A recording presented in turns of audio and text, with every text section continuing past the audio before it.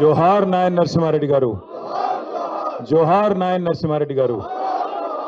పెద్దలు, మాన్యులు, తెలంగాణ రాష్ట్రం ఏర్పడ్డ తర్వాత మొట్టమొదటి హోంశాఖ మంత్రివర్యులు, దాదాపు 22 పాటు నిర్విరామంగా ఒక పెద్దన్నలాగా కేసీఆర్ గారికి ఎప్పటికప్పుడు అండగా ఉంటూ ధైర్యాన్ని నూరిపోస్తూ ఎల్లవేళలా ఒక బలాన్ని ఇస్తూ నడిపించిన మంచి మనిషి. అంటే తాను దాదాపుగా 7-10 వయసులో పడ్డాక కూడా ఒక చిన్నపిల్లలాగా నిష్కల్మషంగా ఎన్నడు కలిసినా ఎక్కడ కలిసినా మరి చిన్నపిల్లలతో పిల్లలాగా కలిసిపోయి ఒక మంచి మనస్తత్వం ఉన్న నాయకుడు. చూడడానికి వస్తాదులాగా మరి పెద్దగా కనబడ్డ మనసు మాత్రం వెన్నలాంటి మనసు కలిగిన నాయకుడు నాయని నరసింహారెడ్డి గారి 85వ జయంతి ఈరోజు తెలంగాణ భవన్లో ఇంతమంది వారి మిత్రులు, వారి అభిమానులు, వారి సహచరుల సమక్షంలో జరుపుకోవడం ఒకవైపు చాలా బాధ అనిపిస్తున్నా, మరొక వైపు వారి ఆత్మ ఎక్కడ ఉన్నా తప్పకుండా శాంతిస్తుంది అనే ఒక అభిప్రాయాన్ని వ్యక్తం చేస్తూ, ఎవరి మీదనైతే కాంగ్రెస్ ప్రభుత్వం ఆనాడు కేసులు పెట్టిందో, ఎవరినైతే ఇబ్బంది పెట్టే ప్రయత్నం చేసిందో ఉద్యమంలో, వారే హోంశాఖ మంత్రిగా మొత్తం ఉద్యమకారులందరి మీద కూడా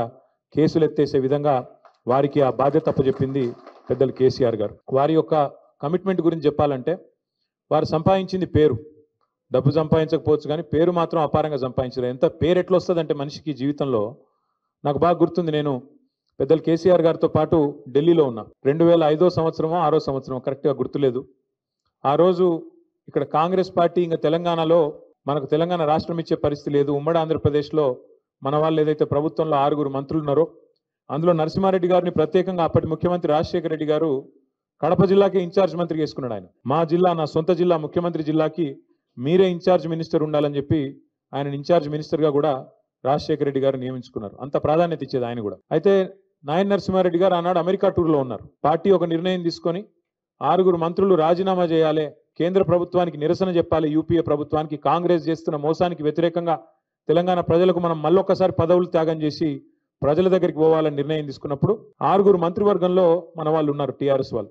5 ఇక్కడ హైదరాబాద్లో తెలంగాణలో ఉండే, ఒకే ఒక్క నాయన్ నరసింహారెడ్డి గారు మాత్రం విదేశాల్లో ఉండే ఆ రోజు. కానీ పార్టీ నిర్ణయం తీసుకున్నది నరసన్న, మీరు రాజీనామా చేయాలని చెప్పి వారికి ఫోన్లో సమాచారం అందిస్తే, మనం ఇక్కడ అర్ధరాత్రి ఫోన్ చేస్తే సొంత దస్తూరితోని, అది కూడా లేకుండా, కంప్యూటర్ లేకుండా, ఇంకోటి లేకుండా, సొంత దస్తూరితో తెలుగులో నేను నా మంత్రి పదవికి రాజీనామా చేస్తున్నా అని స్వదస్తూరితోని చేతిరాతతో రాసి ఎక్కడికి పంపించాలి నేనని చెప్పి ఆ హోటల్లో ఫ్యాక్స్ మెషిన్ ఉంటే ఆ ఫ్యాక్స్ మెషిన్ పట్టుకొని రాజ్భవన్కు ముఖ్యమంత్రికి ఇద్దరికి వెంటనే ఫ్యాక్స్ చేసి మన పార్టీ ఆఫీస్కి ఇంకొక కాపీ ఫ్యాక్స్ చేసి, అన్నా నువ్వు చెప్పినావు, కేసీఆర్ గారికి ఫోన్ చేసి అన్నా నువ్వు చెప్పినావు, ఇగో నేను 5 నిమిషాల్లో రాజీనామా చేసిన అని చెప్పి అమెరికాలో ఉంటే కూడా వెంటనే 5 సెకండ్లు కూడా ఆలోచించకుండా మంత్రి పదవిని అట్లా తీసి పారేసిండు నాయన్ నరసింహారెడ్డి గారు.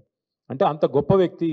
సోషలిస్ట్ ఉద్యమంలో, కార్మిక ఉద్యమంలో, తెలంగాణ ఉద్యమంలో ఒక ఉద్యమ నాయకుడిగా, ఒక ఉద్యమ బిడ్డగా ఎదిగిన వ్యక్తి నాయన్ నరసింహారెడ్డి గారు. ఆనాడు 2001వ సంవత్సరంలో పార్టీ పెట్టిన తర్వాత హైదరాబాద్లో మేయర్ ఎన్నికలు కొట్లాడాలన్నప్పుడు, జిహెచ్ఎంసీ కార్పొరేషన్ ఎన్నిక కొట్లాడాలన్నప్పుడు నేనున్నా కదా మీకు ఎందుకు అని చెప్పి ముందుకు వచ్చి పెద్దలు కేసీఆర్ గారికి ఆ రోజు మేయర్ అభ్యర్థిగా కూడా నిలబడి, ఆ రోజు ఇంకా మన పార్టీ ఇక్కడ బలంగా లేదు హైదరాబాద్లో, కానీ ఆ ప్రతికూల పరిస్థితిలో కూడా నేనున్నా అని ముందుకు వచ్చిన నాయకుడు నరసింహారెడ్డి గారు. ఎందుకంటే జీవితంలో జయాలు, అపజయాలు, ఎదురుదెబ్బలు ఎన్ని తగిలినా ధీరోదాత్తంగా నిలబడాలి, ముంగటి కోతనే ఉండాలి అనే ఒక సిద్ధాంతాన్ని నమ్మిన నాయకుడు. ఎత్తుకున్న జెండాను దించకుండా మరి మరణించేదాకా కొట్లాడిన నాయకుడు. కేసీఆర్ గారికి ఒక అన్నగా, నరసన్నగా కేసీఆర్ గారు ఎప్పుడు పిలుచుకునేది.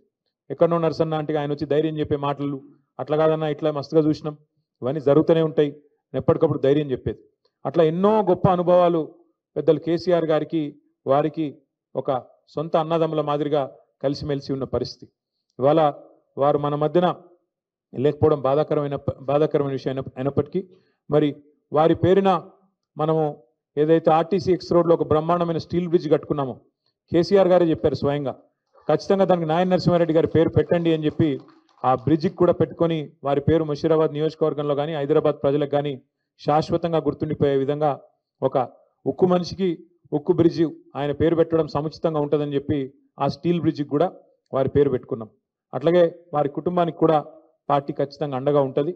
వారు దేవేందర్ రెడ్డి గారు కానీ, శ్రీనివాస్ రెడ్డి గారు కానీ, వారి కుటుంబ సభ్యులు కానీ కరోనా సమయంలో ఎంత ఇబ్బంది పడ్డారో, తల్లడిల్లినారో మా అందరికీ కూడా తెలుసు. ఆరోగ్యపరమైన సమస్యలు, నరసింహారెడ్డి గారు వారి సతీమణి వరుసగా మరి ఇబ్బందులు పాలు కావడం, ఇవన్నీ కూడా ఆ కుటుంబాన్ని కొంత మనోవేదనకు గురి చేసినాయి. కానీ తప్పకుండా ఒక సోదరుడిలాగా దేవేందర్ రెడ్డి గారికి, శ్రీనివాస్ రెడ్డి గారికి అండగా ఉంటాం. మళ్ళీ పేరు పేరున అందరికీ నమస్కారం. నాయన్ నరసింహారెడ్డి గారికి జోహార్. నాయన్ నరసింహారెడ్డి గారు.